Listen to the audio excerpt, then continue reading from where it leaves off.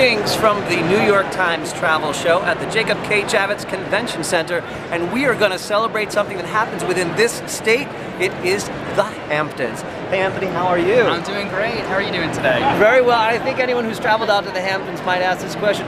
How long did it take to get you here? It did not take that long. I took the Long Island Railroad this morning. When you take the Long Island Railroad, all you have to look for is when they have their express trains. It took me like an hour and a half, not that bad. Now when we say the Hamptons, there's more than one Hampton. There's Bridgehampton, there's Southampton, there's East Hampton. Can you break down the difference between those communities? Yes, definitely. So there's the Southampton community is the first one you'd reach once you get out of Hampton Bays, which is the last spot on Long Island. And where you have your oceanfront beaches. Yes, exactly. As I was just going to say, Southampton has some of the best oceanfront beaches in the world. Actually, Dr. Beach named Cooper Beach one of the best beaches in the world in 2016 and also 2017. So we're really proud of that in Southampton. Bridgehampton is the next Hampton town you would hit.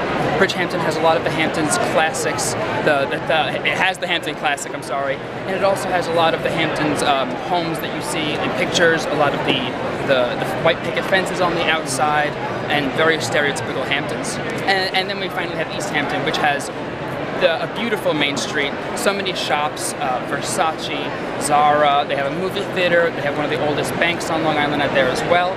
There's also Sag Harbor, which isn't a Hampton, but it is part of the Hamptons. And very loved Sag Harbor. Sag Harbor is amazing. It also has a great downtown. They have a hotel called the Hotel Americana right on Main Street, and amazing restaurants right on the water. Tiger Woods actually parked his yacht there for the last U.S. Open, and we had a lot of celebrities there stay there as well. And we've got Hampton Bays, and we've got Bridgehampton. Now my question is, when people visit the Hamptons, do they visit every community, or do they pick the one that's their favorite? Kind of like, I'm going to New England. Do they go to Connecticut, Rhode Island? How does that work with the Hamptons? Do people want to see all of them, or do they pick a favorite? People normally pick a favorite, but they should want to see all of them because there's so much out there that even Long Islanders don't really know about. There's an animal preserve called the Elizabeth A. Morton Animal Preserve.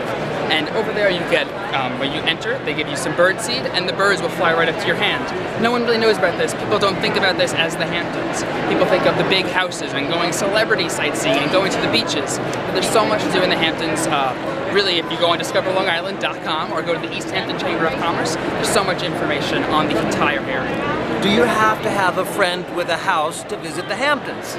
No, you definitely don't. The Hamptons doesn't have any large chain hotels, so there's not a Marriott or anything of that sort, but there's so many amazing B&Bs that are world class. Like I said, we had the U.S. Open out in Southampton at I'm sorry, I can't remember the golf course's name, but we had it out in Southampton, and we had celebrities coming out. We had regular people coming out. There's Airbnbs. There's so many different opportunities for people to come visit the Hamptons. It's not just for celebrities, it's for everyone. Now, what about wine country? There's that driving path that goes through the Hamptons. Can you tell us about wine country on Long Island? Yes, wine country. And can we say the Hamptons and Long Island? People like to sort of make that two different destinations. I'm going to the Hamptons, and they don't want to tag in Long Island. Can we tag this? Of course we can tag Hamptons, in Long Island. Long Island is amazing. Long Island has the Hamptons on it. You have to drive through Long Island to get there. Yes. So you definitely should check it out. You agree, though, that some people like to separate the two, the Hamptons, Long Island? People separate the two because I don't believe they even realize what Long Island is. They just hear the Hamptons, they think it's an island, or they think it's so far. Long Island, that's fair. People think it's like Block Island. But it's not. It's part of Long Island. Oh, I love Block Island. So do I. Not part of Long Island, though. You have to drive through Long Island to get to the Hamptons, so there's definitely so much to check out. And about the vineyards, so many vineyards. On the North Fork, Long Island is famous for the vineyards, but on the South Fork, there's Wilfer Estates, which is a world-class vineyard that's shaped off of Italian vineyards. So the creator went out there, went over to a bunch of vineyards out in Tuscany, and really did that. So it's a very amazing Tuscan feel right on Long Island, only an hour and a half away from New York City. Now, I've heard that day trippers love antiques in the Hamptons. Which area of the Hamptons would we go for an antiques bazaar? Antiques bazaar, I mean, everywhere in the Hamptons, but Southampton has a really good antique show. They have the Southampton Cultural Center, the Southampton Chamber of Commerce in the same building. It's a historical building, the James Madison building, not that James Madison, but the James Madison building. And they do antique shows there, I would like to say once every other month. Now, Bermuda is known for the look, the Bermuda shorts and the high socks. the Hamptons sort of has a look. What would you say the Hamptons, let's do the summer season, what would you say the Hamptons summer season look is? Definitely. You have your bathing suits, and you have to have your flip-flops, but there's also, you have your button-down shirts, light casual button-down shirts, very light. Again, it's the summer, it's fun, but it is the Hamptons. You don't have to wear a costume overly expensive. Something very casual can look very Hamptons. Exactly, exactly. The Hamptons, it's a fashion-forward place, yes. Anything you can tell us about the windmill? The windmill is famous world over.